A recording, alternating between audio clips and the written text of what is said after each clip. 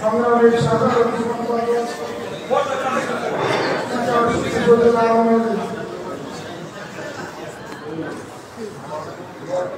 জাতির পিতা বঙ্গবন্ধু শেখ মুজিবুর রহমানের সুযোগ্য কন্যা মাননীয় প্রধানমন্ত্রী দেশতন্ত্র জননেত্রী শেখ হাসিনা স্বপ্নের উদ্যোগ নিরন্তর অক্লান্ত পরিশ্রমের ফসল সার্বজনীন পেনশন স্কিম এবং আজকের এই স্পোর্টস রেজিস্ট্রেশনের শ্রদ্ধাভাজন সভাপতি পিতা সুগতলা আওয়ামী লীগের সংগ্রামী সভাপতি বীর মুক্তিযুদ্ধ সম্পদ ভাই উপস্থিত আছেন পিতা সুগতলা সম্মানিত মোহাম্মদ নাজমুল হাসান, উপস্থিত আছেন আমাদের জেলা আওয়ামী লীগের সংগ্রামী সভাপতি ডক্টর আব্দুল রহমান জয় সহ পিতা উপজেলা প্রশাসনের নেতৃবৃন্দ, পুলিশ প্রশাসনের নেতৃবৃন্দ, আর বিশেষ করে আওয়ামী লীগের উদ্যোগে আজকের যে আয়োজন এবং সার্বিকভাবে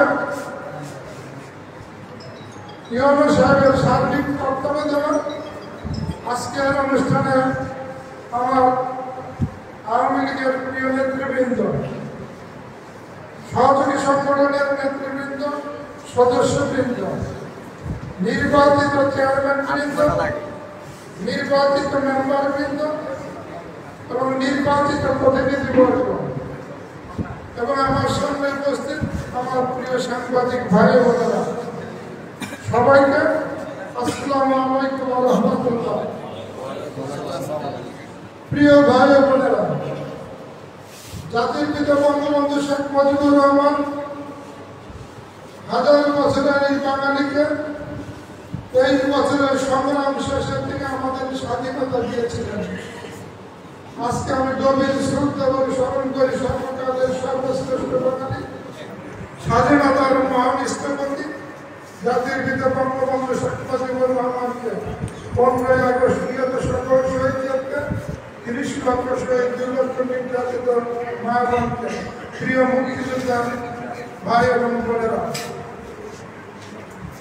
বঙ্গবন্ধুর হত্যার পরে দীর্ঘ 3 বছর পরে বঙ্গবন্ধুর কন্যা আজকে পঞ্চমবারের মতো রাষ্ট্রীয় ক্ষমতায় এসেছেন।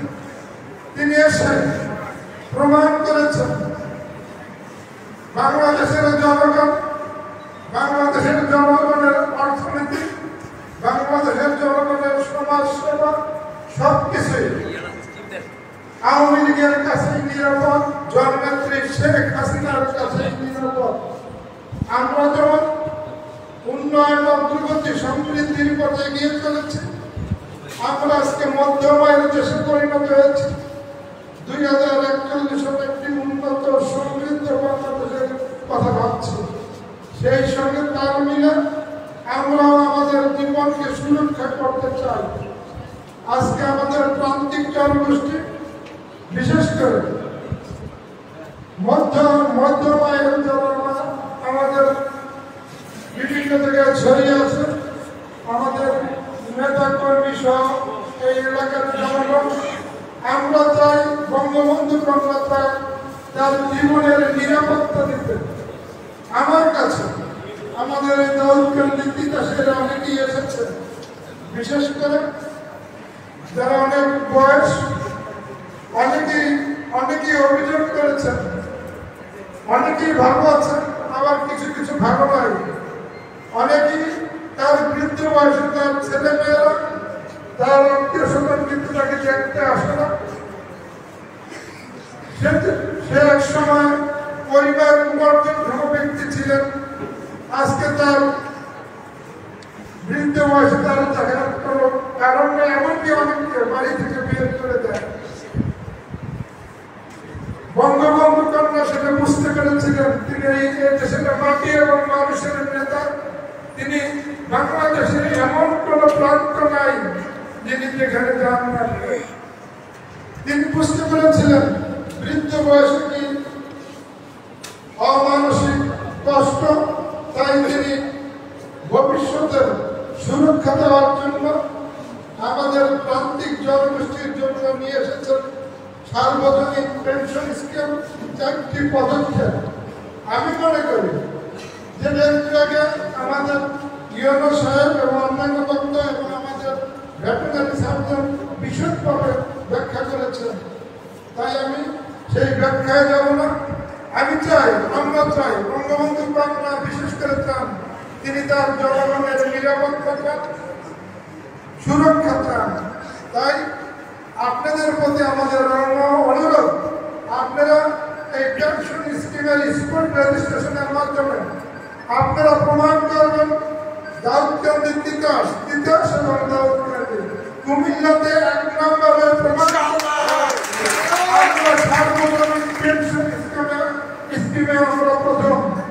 আজকে আমরা জনগণের কাছে যাচ্ছি, এমন সময় আসলো হয়তো 5-7 বছর পরে জনগণ এই পেনশন স্কিমের দিকে আসতে চাইবে ভবিষ্যতে সুরক্ষার জন্য। তাই আজকের এই উদ্যোগ আমি মনে করি একটি ইতিহাসের জন্য মাইল ফলক হিসেবে থাকবে।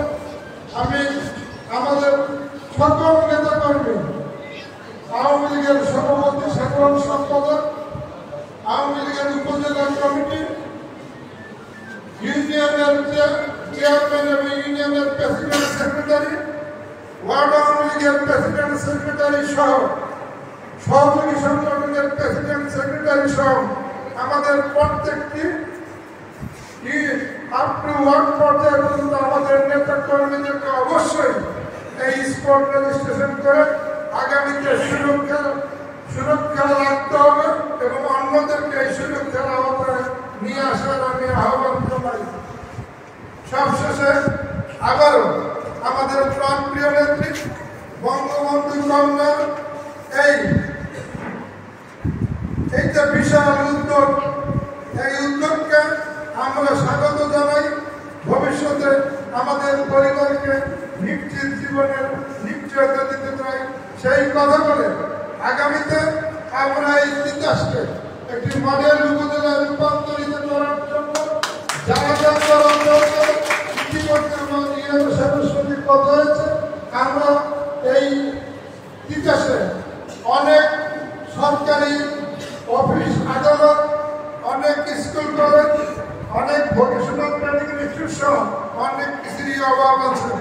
ইনশাল্লাহ আমরা পর্যায়ক্রমে ইনশাল্লাহ চেষ্টা করব আগামী 3 বছর 5 বছরের মধ্যে এই জিনিসগুলোকে একটি পর্যায়ে নিয়ে যেতে আপনাদের সার্বিক সহযোগিতা চাই। আর বিশেষ করে